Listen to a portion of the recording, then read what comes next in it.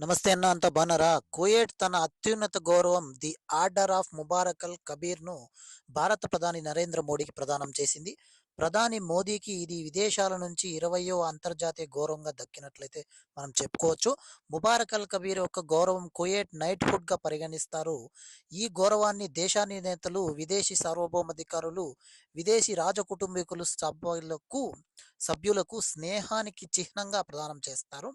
ప్రధాని మోదీ కంటే ముందు bill Clinton, prince Charles, George bush వంటి విదేశీ నేతలకు ఈ గౌరవం దక్కింది. ఆ తర్వాత ప్రధాని నరేంద్ర మోడీకి కువైట్ ప్రిన్స్ సబా అల్ ఖలీద్ అల్ సబాతో సమావేశమయ్యారు. కువైట్ అమీర్ షేక్ మిషాల్ అల్ అహ్మద్ అల్ జాబర్ అల్ సబాతో ద్వైపాక్షిక చర్చలు జరిపారు. కువైట్ అమీర్ షేక్ మిషాల్ అల్ అహ్మద్ అల్ జాబర్ అల్ సబాతో అద్భుతమైన సమావేశం జరిగింది. రెండు దేశాల మధ్య ఫార్మాస్యూటికల్స్, ఐటీ, ఫెనమెటికల్ ఇన్ఫ్రాస్ట్రక్చర్, భద్రత వంటి కీలక రంగాల్లో సహకారం గురించి చర్చించారు.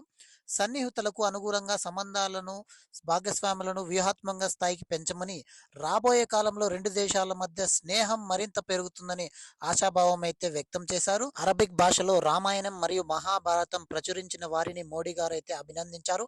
కువైట్ అరబిక్ భాషలో రామాయణం మరియు మహాభారతం ప్రచురించిన వారిని మోడీ అయితే కలవడం జరిగింది. కువైట్ సిటీలో కలిసి వీరి పట్ల మోడీ గారు చాలా సంతోషాన్ని వ్యక్తం చేశారు. 2 పుస్తకాల పైన ఆయన సంతకం చేసి అయితే వాళ్లకు ఇవ్వడం జరిగింది. వీడియోకైతే ఒక లైక్ చేయండి అన్న. మరో వీడియోలో మళ్ళీ కలుద్దాము. జై హింద్.